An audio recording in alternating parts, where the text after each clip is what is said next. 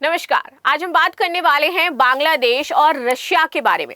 आखिर अचानक से क्यों बांग्लादेश को इतना ज्यादा इंटरेस्ट आने लगा है रशिया में, और ऐसी कौन सी डिमांड वो रशिया से कर रहा है जिसके लिए वो रशिया को थैंक यू तक बोलने के लिए रेडी है। यहाँ पर अब पीछे आपको दो लीडर दिखाई दे रहे होंगे। एक है यहाँ पर खलीलुर रहमान जो कि बांग्लादेश से संबंधित है, और दूसरे है यहाँ पर सेर्गेई लावरोव। तो बात करते हैं कि अचानक से कैसे ये माहौल चेंज हुआ और बांग्लादेश क्यों ब्रिक्स के बारे में इतना ज्यादा सोचने लगा है। ब्रिक्स की इस पे क्या भूमिका हो जाती है, एससीओ की क्या भूमिका हो जाती है, प्लस भारत के साथ बांग्लादेश कैसे अपने संबंधों को एक सही डायरेक्शन में ले जाने का ट्राई कर रहा है। इन सारी चीजों पर हम चर्चा करेंगे। और सबसे महत्वपूर्ण बात ये कि भैया खबर ये हो जाती है कि फाइनली जो रशिया को अभी यहाँ पर एक तरीके से मस्खरा मारा जा रहा है बांग्लादेश के द्वारा, कारण ये हो जाता है that Bangladesh seeks Russia support for BRICS SCO entry.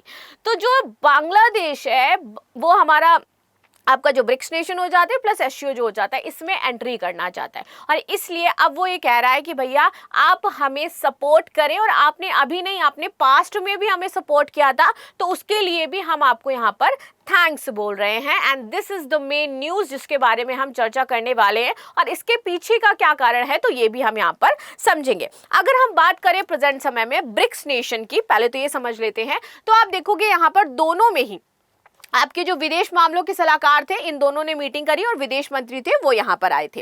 ठीक है, दोनों के रिश्तों को 55 साल पूरे हो गए हैं, तो इस बीच एक आयोजन किया गया था जहां पर दोनों ही नेशन ने आपस में मीटिंग करी थी और अपने संबंधों को बेहतर करने का प्रयास किया था। अब जिस ब्रिक्स में शामिल होना चाहते हैं, इस ब्रिक्स की संरचना क्या हो जाती है ये भी देख लेते हैं। वर्तमान समय में अगर हम बात करें तो यहाँ पर जो मूल रूप से सदस्य हैं वो तो हमारा ब्राजील, रूस, भारत, चीन और दक्षिण अफ्रीका हो जाता है। लेकिन 2023 में ना हमने अपने जो नेशंस हैं उनमें विस्तार किया, और विस्तार करके नए देशों को जोड़ा, जैसे कि मिस्र, इथोपिया, ईरान, सऊदी अरब और यहाँ पर आपका संयुक्त अरब अमीरात और इंडोनेशिया।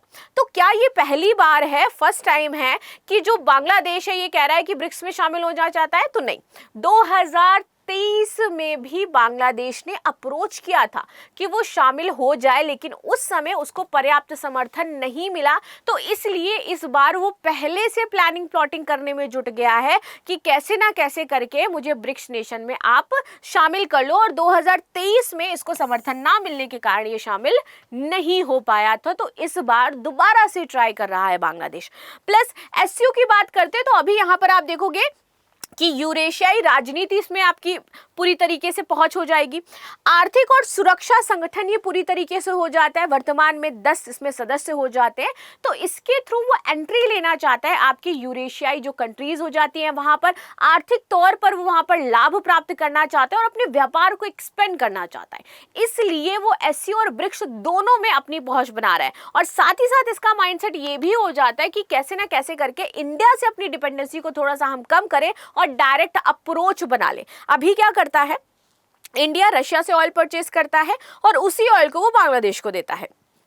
बांग्लादेश कह रहा है कि भैया हम इंडिया को ही कट डाउन कर देंगे, डायरेक्ट हम रशिया से परचेज करेंगे, डायरेक्ट हम रशिया से फ्री ट्रेड अग्रीमेंट करेंगे, डायरेक्ट हम रशिया से अपना जो व्यापार है वो सुनिश्चित करेंगे। तो इस माइंडसेट के साथ इसने यहाँ पर रशिया को मस्करा लगाना शुरू कर दिया है। चलो आगे बात करते हैं। तो ये जो मुफ्त व्यापार समझौता है, यूरेशिया आर्थिक जो आयोग है ईईसी, इसके बीच अपना प्रस्ताव इन्होंने रख दिया कि भैया हम आपके साथ मुक्त व्यापार करना चाहते हैं। बांग्लादेश ने रूजी बाजार में अपने उत्पादों के लिए शुल्क मुक्त और कोटा मुक्त पहुंच की मांग को भी रखा है।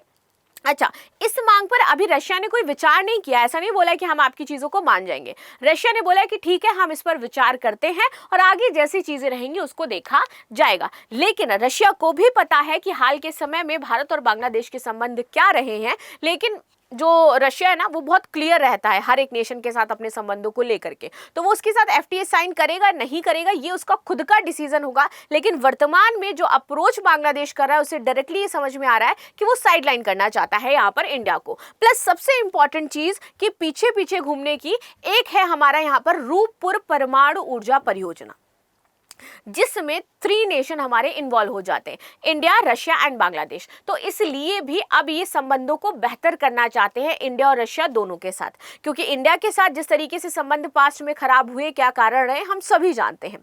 तो इनको लगता है कि पूरी दुनिया में इस समय एनर्जी क्राइसिस चल रही है, हमारा ये पहला न्यूक्लियर पावर प्लांट हो जाता है। अगर इसमें किसी भी प्रकार की समस्या आई और इंडिया ने अगर इसमें किसी भी प्रकार का ऑब्स्टिकल रखा तो हमारे लिए प्रॉब्लमेटिक हो जाएगा। तो इसलिए पहले रशिया को मनाओ और उसके बाद इंडिया को यहाँ पर मनाना शुरू कर दो। विभिन्न क्षेत्रों ने दोनों ने सहयोग की बात करी है। इन्होंने ऊर्जा पर, कृषि पर, हमारे जो सांस्कृतिक, शिक्षा, पर्यटन, इन सब पर दोनों ने यहाँ पर कुछ डील्स भी फाइनलाइज करी हैं। प्लस आपके एमओयू साइन किए गए हैं, जैसे कि श्रमिकों की भर्ती को लेकर के, अन्य जो आपके लंबे समझौते बहुत समय से चल रहे थे बांग्लादेश और रशिया के बीच में, उसको भी ठीक करने की बातचीत कही गई है। साथ ही साथ रूस ने म्यांमार में जो रोहिंग्या शरणार्थियों की सुरक्षा है और जो सम्मानजनक वापसी है, इसके लिए भी यहाँ पर समर्थन दिया है। और रूस में फंसे जो बांग्लादेशी नागरिक हैं उनको स्वदेश भेजने की बातचीत भी की है। तो ये सारी बातें अभी तो बांग्लादेश और इसके बीच में हुई हैं। प्लस आगे आते हैं अब वहां पर संयुक्त राष्ट्र और कूटनीतिक संबंध। तो भैया हाल ही में अध्यक्ष चुने गए थे 21वें सत्र के यहाँ पर संयुक्त राष्ट्र महासभा में, तो इसके लिए भी इन्होंने जो सर्गेई लावरोव है इनको बधाई दी है। 55 वर्ष पूरे हुए हैं दोनों देशों के बीच में। लेकिन अगर हम बात करें कि ये संबंध अभी के समय अच्छे हुए या पहले से अच्छे थे, क्या सारी चीजें रही थी, तो भैया ये कारण है कि 1971 का जो वॉर हुआ था तब रशिया ने बहुत बड़ी मदद करी थी बांग्लादेश की। प्लस एआई सेक्टर जो हो जाता है वहां पर भी बहुत ज्यादा हेल्प करता हुआ रशिया नजर आ रहा है। और इस टाइम के लिए 1971 वॉर के लिए ये थैंक्स बोलते हुए घूम रहे हैं।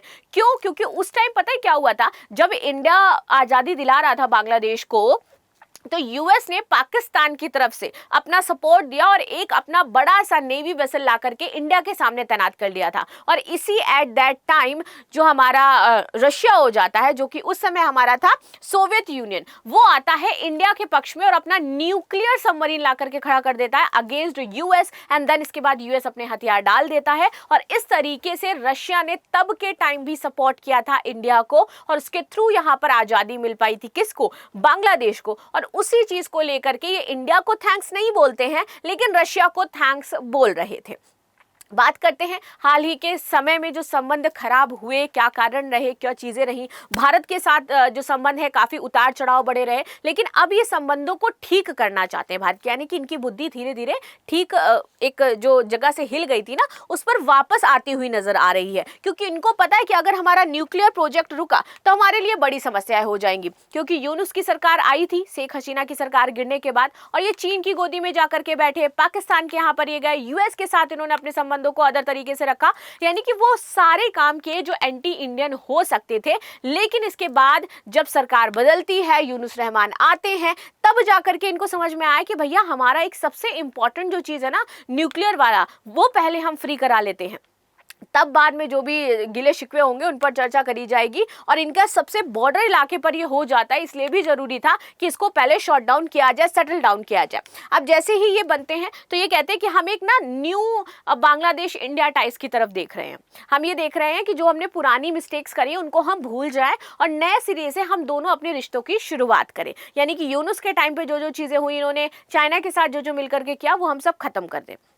प्लस यहाँ पर हाल ही में एक और न्यूज बहुत ज्यादा आई थी कि जो जमात इस्लामी है ना, इसने ये क्लेम किया था कि Muslim precaution in Assam and the Bengal यहाँ पर हो रहा है, गलत किया जा रहा है। जमात इस्लामी चिल्ला रहा था जोर जोर से, तो बांग्लादेश ने बोला कि भैया हमें तो ऐसा कुछ भी देखने को नहीं मिला है कि मुस्लिमों के साथ अत्याचार हो रहा है असम और बांग्लादेश में। अगर आपको ऐसा कुछ लग रहा है तो आप जाकर के हमें प्रूफ दीजिए। तो पूरी तरीके से यहाँ पर जो तारिक रहमान है, इन्होंने हर वो चीज अब साइडलाइन करनी शुरू कर दिया है जिसमें एंटी इंडियन चीजें आ रही हैं, एंटी क्लेम चीजें देखने को नजर आ रही हैं इंडिया के खिलाफ, और प्लस अपने संबंधों को ये बेहतर करने का पहले से काफी ज्यादा प्रयास कर रहे हैं। और ब्रिक्स में आने का जो इनका सबसे बड़ा मोटिव ये हो जाता है कि इतनी बड़ी इकोनॉमी है, ब्रिक्स नेशन एक दूसरे विकासशील देशों के साथ जो है अच्छे से बेहतर से अपने देशों को विकसित कर रहे हैं। बेहतर एक जो रोड मैप है वो तैयार किया जा रहा है। ब्रिक्स में बड़े बड़े नेशंस हो जाते हैं जिसके साथ जुड़े हुए हैं। अगर ये ब्रिक्स ज्वाइन करते हैं तो ऑल्दो इनको फायदा तो बहुत ज्यादा होगा, लेकिन अगर ये चाइना की गोदी में वापस से जाकर के बैठ गए तो इंडिया के लिए उतनी बेहतर अच्छी सिचुएशन नहीं हो सकती है। जबकि अगर देखा जाए कि संकट के समय होता है तो इंडिया ही काम आता है।